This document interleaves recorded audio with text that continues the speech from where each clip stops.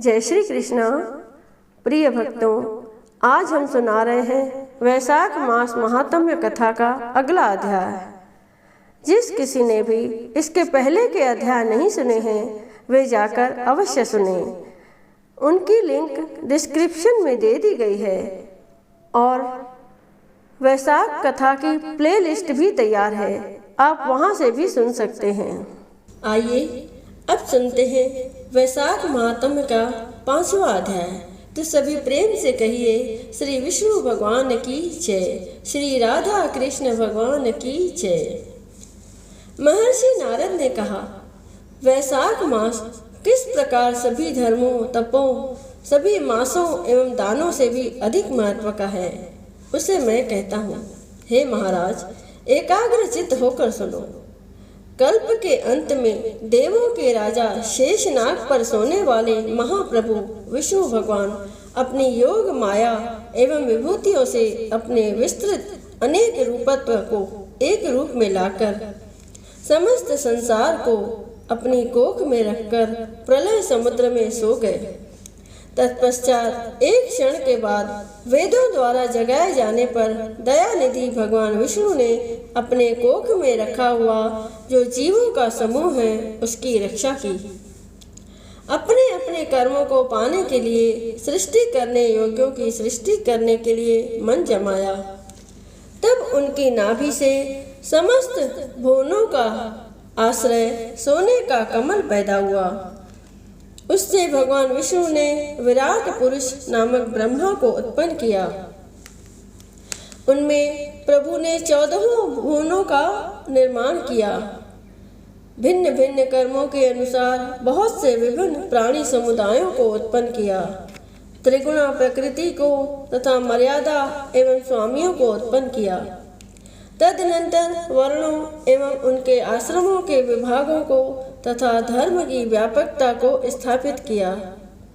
चारों वेदों, विभिन्न तंत्रों, संहिताओं, स्मृतियों, पुराणों, इतिहासों एवं अपने आज्ञा स्वरूप वचनों से धर्म की रक्षा के लिए धर्म प्रवर्तक ऋषियों को महाप्रभु महेश्वर ने उत्पन्न किया। उन ऋषियों ने वर्ण एवं आश्रमों के विभाग से धर्म प्रवर्तन किया।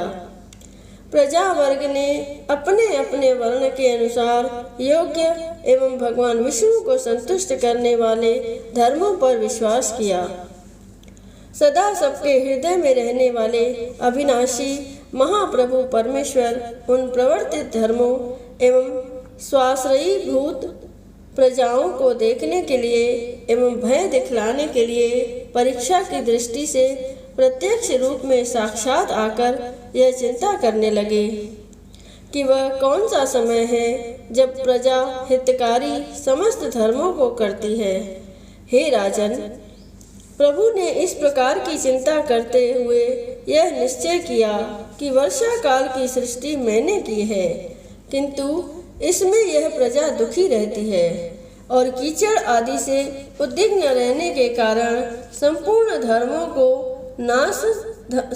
धर्मों को नहीं करती है। उन लोगों को देखकर मुझे क्रोध ही होता है, न कि संतोष। और सत्य बात तो यह है कि मैं जिन्हें देखूं वे दुखी नहीं रह सकते और ये धर्म रहित हैं, अतः इनकी ओर नहीं देखता हूँ। और इसी प्रकार शरद ऋतु में भी खेती में लगे रहने के कारण यथोचित धर्मों की पूर्ति नहीं हो सकती। इस समय कोई पके फलों के संचयन में लगे हैं और कुछ तो वर्षा से ही पीड़ित हैं। हे राजन, कुछ तो ठंडक से दुखी हैं, उन्हें देखकर मेरे मन में क्रोध ही होता है।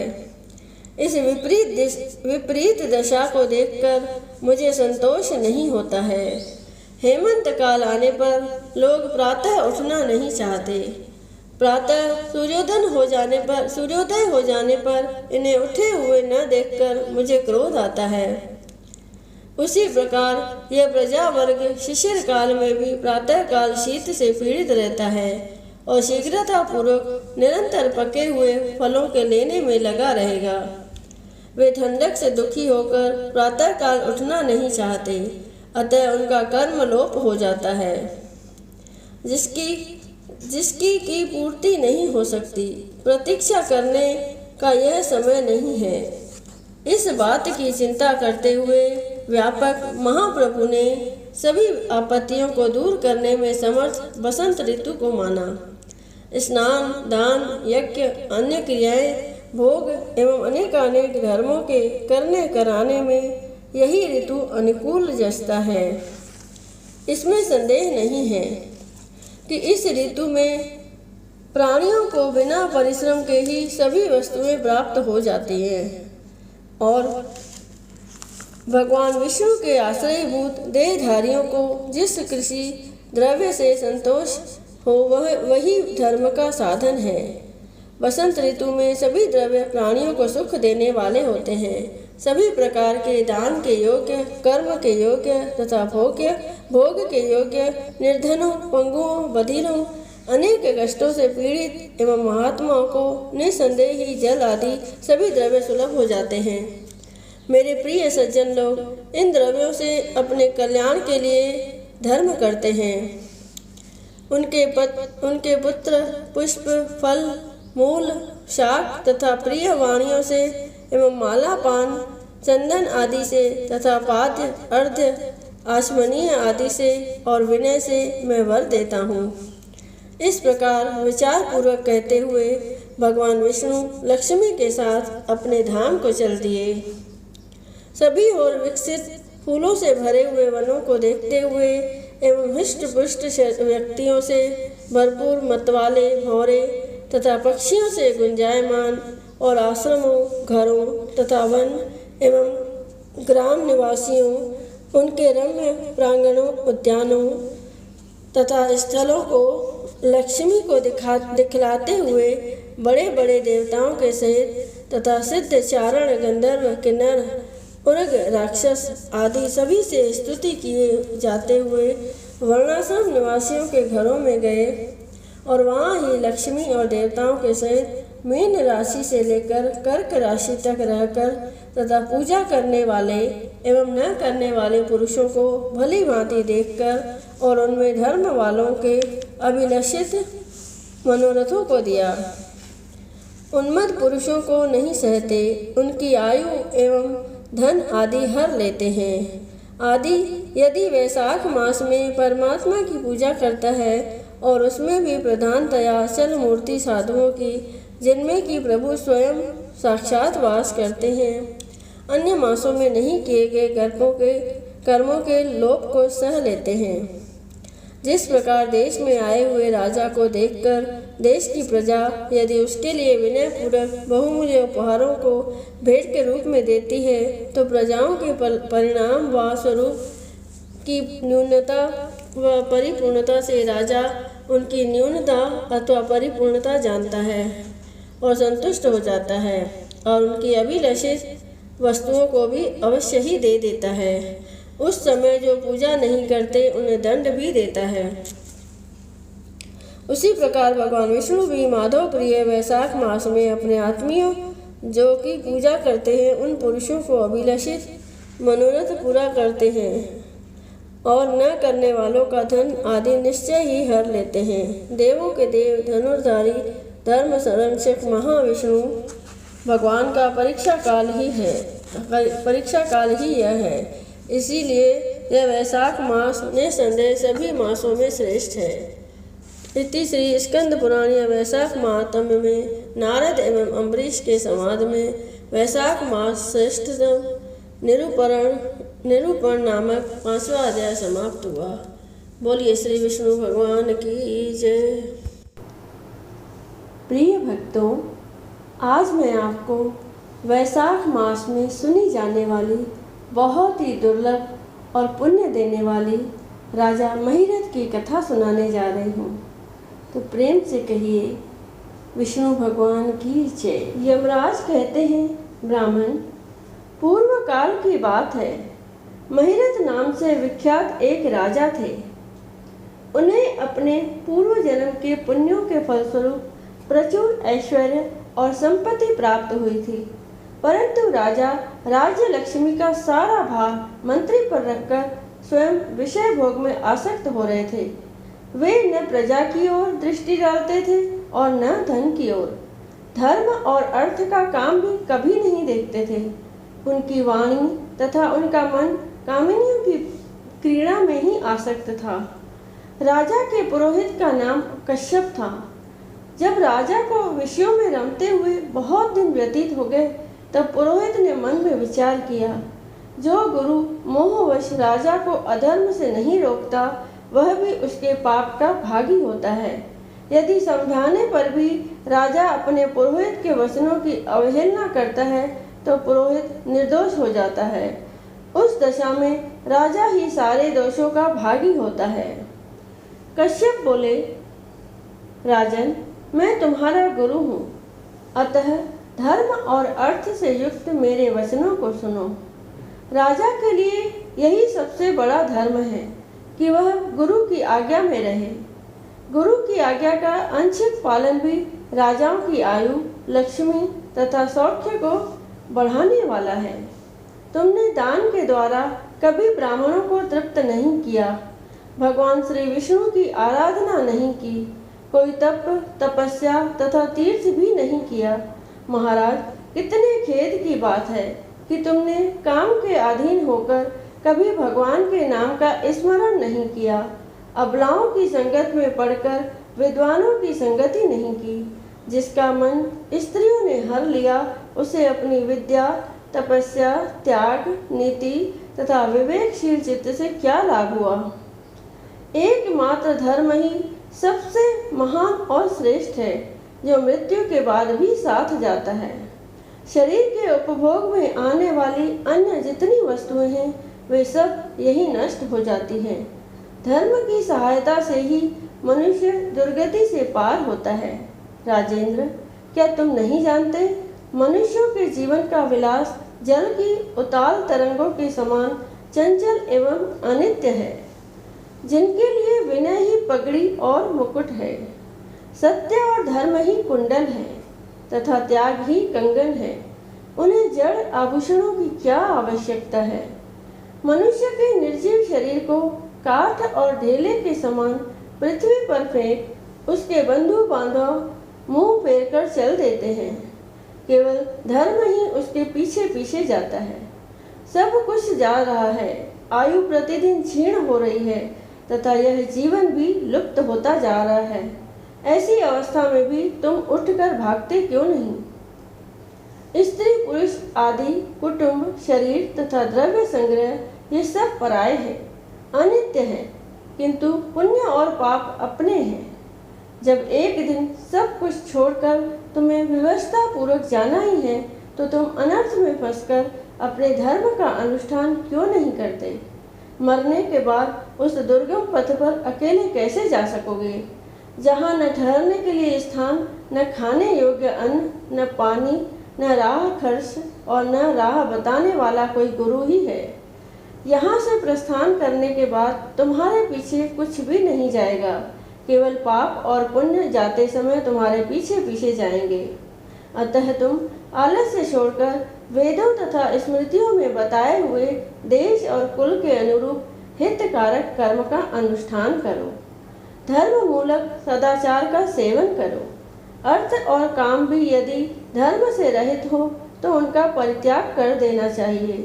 दिन रात इंद्रिय विजय रूपी योग का अनुष्ठान करना चाहिए, क्योंकि जितेंद्रिय राजा ही प्रजा को अपने वश में रख सकता है।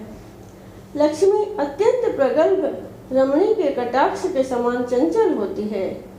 विनय रूपी गुण धारण करने से ही वह राजाओं के पास दीर्घ काल तक ठहरती है। जो अत्यंत कामी और घमंडी है, जिनका सारा कार्य बिना विचारे ही होता है, उन मूढ़ चेता राजाओं की संपत्ति उनकी आयु के साथ ही नष्ट हो जाती है। व्यसन और मृत्यु, इनमें व्यसन को ही कष्टदायक बताया गया है। व्यसन में पड़े हुए राजा की अधोगति होती है, और जो व्यसन से दूर रहता है वह स्वर्गलोक में जाता है। व्यसन व दुख विशेषतः काम से ही उत्पन्न होते हैं। अतः काम का परित्याग करो। पापों में फंस जाने पर वैभव एवं भोग स्थिर नहीं रहते, वे शीघ्र ही नष्ट हो जाते हैं।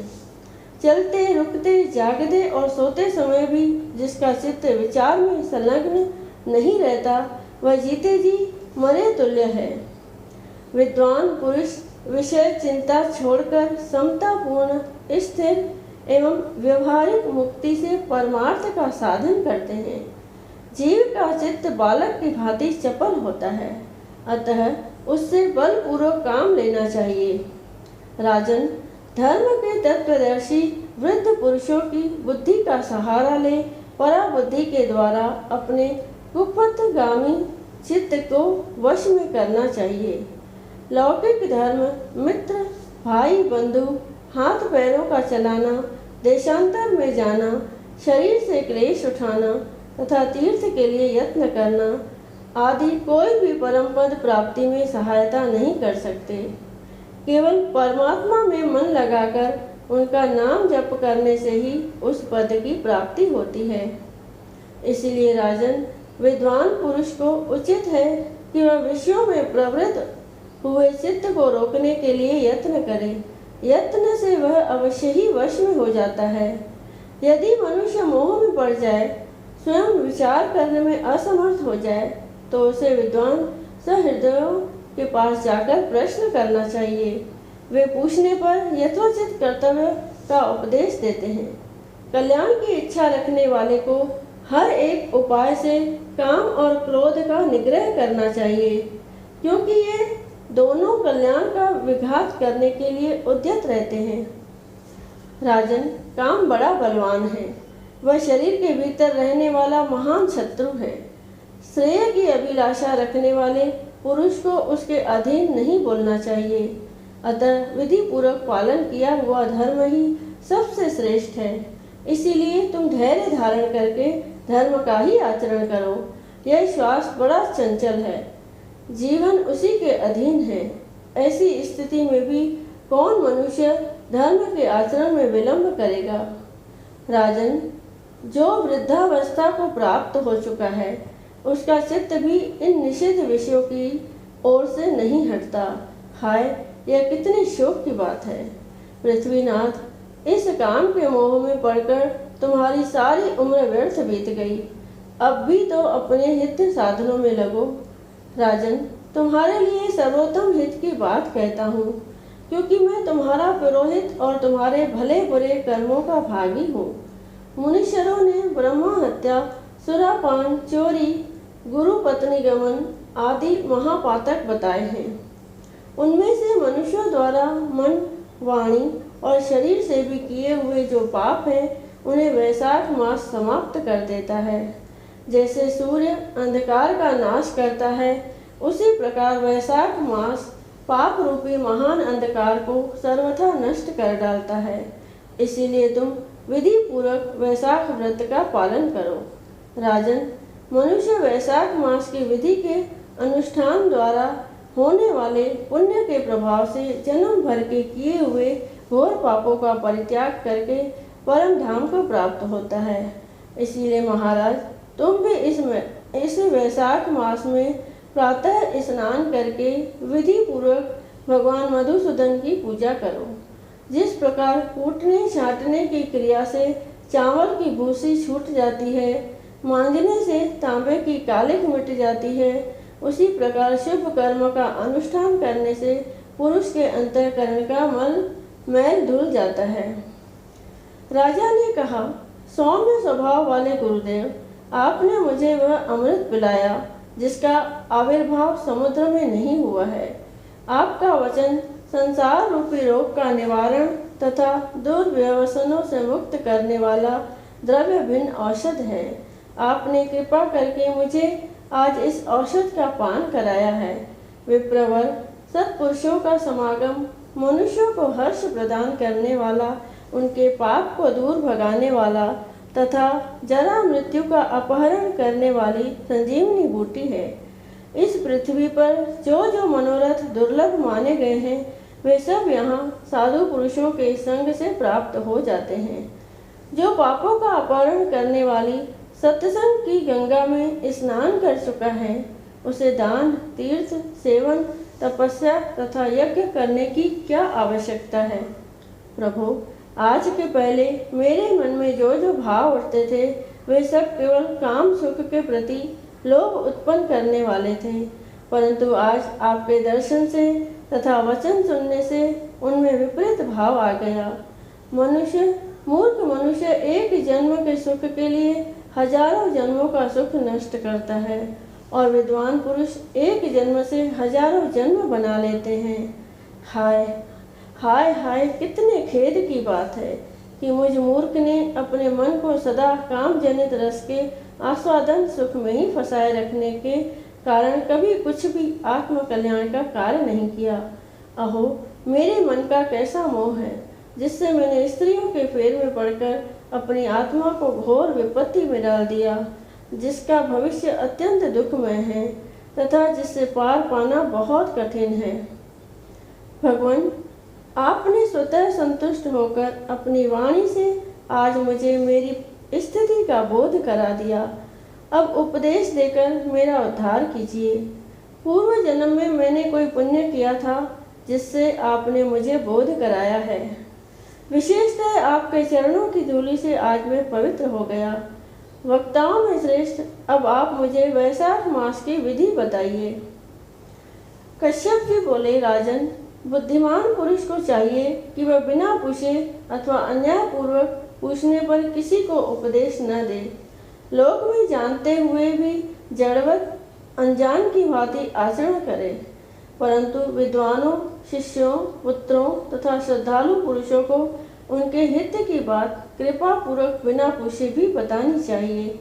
राजन, इस समय तुम्हारा मन धर्म में स्थित हुआ है, अतः तुम्हें वैशाख स्नान के उत्तम व्रत का पालन कराऊंगा। तदनंतर पुरोहित ने कश्यप से राजा महिरथ से वैशाख मास में स्नान, दान तथा पूजन कराया। शास्त्र में वैशाख स्नान की जैसी विधि उन्होंने देखी थी उसका पूरा पूरा पालन कराया। राजा महिरथ ने भी गुरु की प्रेरणा से उस समय विधि पूर्वक सब नियमों का पालन किया और माधव मास का जो विधान उन्होंने बताया वह सब आदर पूर्वक सुना। उन नृप श्रेष्ठ ने प्रातःकाल स्नान करके भक्ति भाव के साथ पाद्य और अर्घ्य आदि देकर श्री हरि का पूजन किया और नैवेद्य का भोग लगाया। यमराज कहते हैं, ब्राह्मण, तत्पश्चात राजा के ऊपर काल की दृष्टि पड़ी। अधिक मात्रा में रति का सेवन करने से उन्हें क्षय का रोग हो गया था, जिससे उनका शरीर अत्यंत दुर्लभ हो गया। अनंतो गत्वा उनकी मृत्यु हो गई।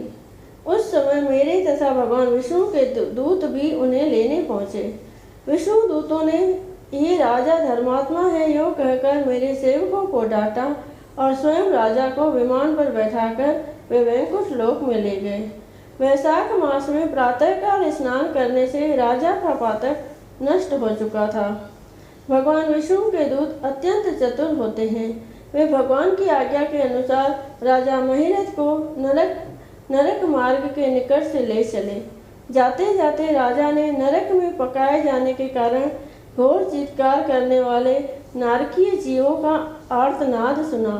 कड़ाह में डालकर औटाए जाने वाले पापियों का क्रंदन बड़ा भयंकर था। सुनकर राजा को बड़ा विस्मय हुआ। वे अत्यंत दुखी होकर दूतों से बोले, जीवों के कराहने की यह भयंकर आवाज़ क्यों सुनाई दे रही है? इसका क्या कारण है? आप लोग सब बातें बताने की कृपा करें। विष्णुदूत बोले, जिन प्राणियों ने धर्म की मर्यादा का परित्याग किया है, जो पापाचारी एवं पुण्यहीन हैं, वे तामिस्थ आदि भयंकर नरकों में डाले गए हैं। पापी मनुष्य प्राण त्याग के पश्चात यमलोक के मार्ग में आकर भयानक दुख भोगते हैं। यमराज के भयंकर दूत उन्हें इधर उधर घसीटते हैं और वे अंधकार में गिर पड़ते हैं। उन्हें आग में जलाया जाता है, उनके शरीर में कांटे चुभाए जाते हैं, उनको आरी से चीरा जाता है तथा वे भूख प्यास से पीड़ित रहते हैं। पीप और रक्त की दुर्गंध के कारण उन्हें बार बार मूर्छा आ जाती है। कहीं वे खौलते हुए तेल में औटाए जाते हैं, कहीं उन पर मूसलों की मार पड़ती है और कहीं तपाए हुए लोहे की शिलाओं पर डालकर उन्हें पकाया जाता है। वहीं वमन, कहीं कहीं वमन, कहीं पीप और कहीं रक्त उन्हें खाने को मिलता है। मुर्दों की दुर्गंध से भरे हुए करोड़ों नरक हैं यहाँ। शरपत्र वन है, शिलापात के स्थान है जहाँ पापी शिलाओं पर पटके जाते हैं तथा वहाँ की समतल भूमि भी आग से तपी हुई होती है। इसके सिवा गर्म लोहे के खौलते हुए तेल के, मैदा के तपे हुए स्तंभ के तथा कूट शालमली नाम के भी नरक हैं। शुरे, कांटे, कील तथा उग्र ज्वाला के कारण शोभ एवं भय उत्पन्न करने वाले बहुत से नरक हैं। कहीं तपी हुई वैतरणी नदी है, कहीं पीप से भरे हुए अनेक कुंड हैं। इन सब में पृथक पृथक पापियों को डाला जाता है। कुछ नरक ऐसे हैं जो जंगल के रूप में हैं। वहाँ के पत्ते तलवार की धार के समान तीखे हैं, इसी से उन्हें असीपत्र वन कहते हैं। वहाँ प्रवेश करते ही नर नारियों के शरीर कटने और छिलने लगते हैं। कितने ही नरक घोर अंधकार तथा आग की लपटों के कारण अत्यंत दारुण प्रतीत होते हैं। इनमें बार बार यातना भोगने के कारण पापी जीव नाना प्रकार के स्वरों में रोते और विलाप करते हैं। राजन, इस प्रकार ये शास्त्र विरुद्ध कर्म करने वाले पापी जीव कराहते हुए नरक यातना का कष्ट भोग रहे हैं। उन्हीं का यह क्रंदन हो रहा है। सभी प्राणियों को अपने पूर्वकृत कर्मों का भोग भोगना पड़ता है। पराई स्त्रियों का संग प्रसन्नता के लिए किया जाता है, किंतु वास्तव में वह दुख ही देने वाला होता है। 2 घड़ी तक किया हुआ विषय सुख का आस्वादन अनेक कल्पों तक दुख देने वाला होता है। राजेंद्र, तुमने वैशाख मास में प्रातः स्नान किया है। उसकी विधि का पालन करने से तुम्हारा शरीर पावन बन गया है। उससे छूकर बहने वाली वायु का स्पर्श पाकर ये क्षण भर के लिए सुखी हो गए। तुम्हारे तेज से इन्हें बड़ी तृप्ति मिल रही है। इसी से अब ये नरकवर्ती जीव कराहना छोड़कर चुप हो गए हैं। पुण्यवानों का नाम भी यदि सुना या उच्चारण किया जाए तो वह सुख का साधक होता है तथा उसे छूकर चलने वाली वायु भी शरीर में लगने पर बड़ा सुख देती है। यमराज कहते हैं, करुणा के सागर राजा महिरथ अद्भुत कर्म करने वाले भगवान श्री विष्णु के दूतों की उपरोक्त बात सुनकर द्रवित हो उठे। निश्चय ही साधु पुरुषों का हृदय मक्खन के समान होता है। जैसे नवनीत आग की आंच पाकर पिघल जाता है, उसी प्रकार साधु पुरुषों का हृदय भी दूसरों के संताप से संतृप्त होकर द्रवित हो उठता है। उस समय राजा ने दूतों से कहा। राजा बोले, इन्हें देखकर मुझे बड़ी व्यथा हो रही है। मैं इन व्यथित प्राणियों को छोड़कर जाना नहीं चाहता। मेरी समझ में सबसे बड़ा पापी वही है जो समर्थ होते हुए भी वेदनाग्रस्त जीवों का शोक दूर न कर सके। यदि मेरे शरीर को छूकर बहने वाली वायु के स्पर्श से वे जीव सुखी हुए हैं तो आप लोग मुझे उसी स्थान पर ले चलिए, क्योंकि जो चंदन वृक्ष की भांति दूसरों के ताप दूर करके उन्हें आह्लादित करते हैं तथा जो परोपकार के लिए स्वयं कष्ट उठाते हैं, वे ही पुण्यात्मा हैं। संसार में वे ही संत हैं जो दूसरों के दुखों का नाश करते हैं तथा पीड़ित जीवों की पीड़ा दूर करने के लिए जिन्होंने अपने प्राणों को तिनके के समान निछावर कर दिया है। जो मनुष्य सदा दूसरों की भलाई के लिए उद्यत रहते हैं, उन्होंने ही इस पृथ्वी को धारण कर रखा है। जहाँ सदा अपने मन को ही सुख मिलता है, वह स्वर्ग भी नरक के ही समान है। अतः साधु पुरुष सदा दूसरों के सुख से ही सुखी होते हैं। यह नरक में गिरना अच्छा, प्राणों से वियोग हो जाना भी अच्छा, किंतु पीड़ित जीवों की पीड़ा दूर किए बिना एक क्षण भी सुख भोगना अच्छा नहीं। दूत बोले, राजन, पापी पुरुष अपने कर्मों का ही फल भोगते हुए भयंकर नरक में पकाए जाते हैं। जिन्होंने दान, होम तथा पुण्य तीर्थ में स्नान नहीं किया है, मनुष्यों का उपकार तथा कोई उत्तम पुण्य नहीं किया है, वे ही परलोक में आने पर घोर नरकों में पकाए जाते हैं। जिनका शील स्वभाव दूषित है, जो दुराचारी, व्यवहार में निंदित, दूसरों की बुराई करने वाले एवं पापी हैं, वे ही नरकों में पड़ते हैं। जो पापी अपने मर्मभेदी वचनों से दूसरों का हृदय विदीर्ण कर डालते हैं तथा जो पराई स्त्रियों के साथ व्यवहार करते हैं, वे नरकों में पकाए जाते हैं। महाभाग भूपाल, आओ अब भगवान के धाम को चले। तुम पुण्यवान हो, अतः अब तुम्हारा यहाँ ठहरना उचित नहीं है। राजा ने कहा, विष्णुदूत गण, यदि मैं पुण्यात्मा हूँ तो इस महाभयंकर यातना मार्ग में कैसे लाया गया? मैंने कौन सा पाप किया है तथा किस पुण्य के प्रभाव से मैं विष्णु धाम को जाऊंगा? आप लोग मेरे इस संशय का निवारण करें। दूत बोले, राजन, तुम्हारा मन काम के अधीन हो रहा था, इसलिए तुमने कोई पुण्य यज्ञानुष्ठान अथवा यज्ञवशिष्ट अन्न का भोजन नहीं किया, इसलिए तुम्हें इस मार्ग से लाया गया है। किंतु लगातार 3 वर्षों तक तुमने अपने गुरु की प्रेरणा से वैशाख मास में विधि पूर्वक प्रातः स्नान किया और महापापों और अति पापों की राशि का विनाश करने वाले भक्त वत्सल विश्वेश्वर भगवान मधुसूदन की भक्ति पूर्वक पूजा की है। यह सब पुण्यों का सार है। केवल इस एक ही पुण्य से तुम देवताओं द्वारा पूजित होकर श्री विष्णु धाम को ले जाए जा रहे हो। नरेश्वर, जैसे एक ही चिंगारी पड़ जाने से तिनकों की राशि भस्म हो जाती है, उसी प्रकार वैशाख में प्रातः स्नान करने से पाप राशि का विनाश हो जाता है। जो वैशाख में शास्त्रोक्त नियमों से युक्त होकर स्नान करता है, वह हरिभक्त पुरुष अति पापों के समूह से छुटकारा पाकर विष्णु पद को प्राप्त होता है। यमराज कहते हैं, ब्राह्मण, तब दया सागर राजा ने उन जीवों के शोक से पीड़ित हो भगवान श्री विष्णु के दूतों से विनय पूर्वक कहा, साधु पुरुष प्राप्त हुए ऐश्वर्य का, गुणों का तथा पुण्य का यही फल मानते हैं कि इनके द्वारा कष्ट में पड़े हुए जीवों की रक्षा की जाए। यदि मेरा कुछ पुण्य है तो उसी के प्रभाव से ये नरक में पड़े हुए जीव निष्पाप होकर स्वर्ग को चले जाएं और मैं इनकी जगह नरक में निवास करूंगा। राजा के ऐसे वचन सुनकर श्री विष्णु के मनोहर दूत उनके सत्य और उदारता पर विचार करते हुए इस प्रकार बोले, राजन, इस दया रूप धर्म के अनुष्ठान से तुम्हारे संचित धर्म की विशेष वृद्धि हुई है। तुमने वैशाख मास में जो स्नान, दान, जप, होम, तप तथा देव पूजन आदि कर्म किए हैं, वे अक्षय फल देने वाले हो गए। जो वैशाख मास में स्नान दान करके भगवान का पूजन करता है, वह सब कामनाओं को प्राप्त कर श्री विष्णु धाम को जाता है। एक और तप, दान और यज्ञ आदि की शुभ क्रियाएं और एक और विधि पूर्वक आचरण में लाया हुआ वैशाख मास का व्रत हो तो यह वैशाख मास ही महान है। राजन, वैशाख मास के एक दिन का भी जो पुण्य है, वह तुम्हारे लिए सब दानों से बढ़कर है। दया के समान धर्म, दया के समान तप, दया के समान दान और दया के समान कोई मित्र नहीं। पुण्य का दान करने वाला मनुष्य सदा लाख गुना पुण्य प्राप्त करता है। विशेषतः तुम्हारी दया के कारण धर्म की अधिक वृद्धि हुई है।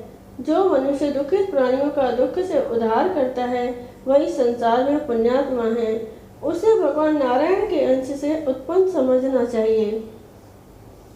वीर, वैशाख मास की पूर्णिमा को तीर्थ में जाकर जो तुमने सब पापों का नाश करने वाला स्नान, दान आदि पुण्य किया है, उसे विधिवत भगवान श्री हरि को साक्षी बनाकर 3 बार प्रतिज्ञा करके इन पापियों के लिए दान कर दो, जिससे ये नरक से निकलकर स्वर्ग को चले जाएं। हमारा तो ऐसा विश्वास है कि पीड़ित जंतुओं को शांति प्रदान करने से जो आनंद मिलता है, उसे मनुष्य स्वर्ग और मोक्ष में भी नहीं पा सकता। उसे तुम्हारी बुद्धि, दया और दान में दृढ़ है। उसे मनुष्य स्वर्ग और मोक्ष में नहीं पा सकता। सौम्य, तुम्हारी बुद्धि, दया और दान में दृढ़ है।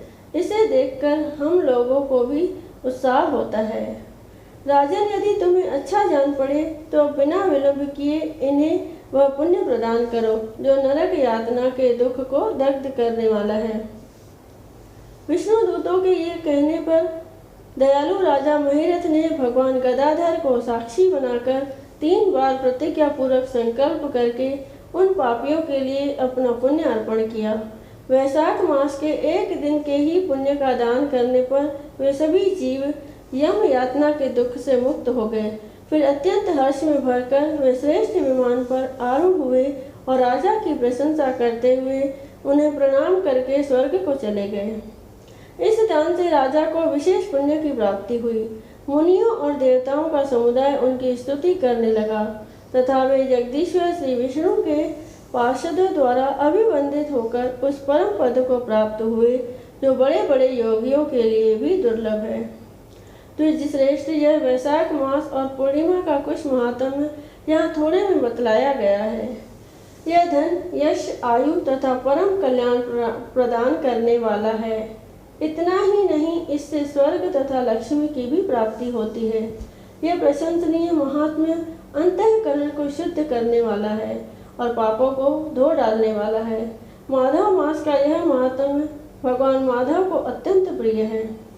राजा महिरथ का चरित्र और हम दोनों का समाप्त सुनने, पढ़ने तथा विधि पूर्वक अनुमोदन करने से मनुष्य को भगवान की भक्ति प्राप्त होती है, जिससे समस्त क्लेशों का नाश हो जाता है। सूत जी बोले।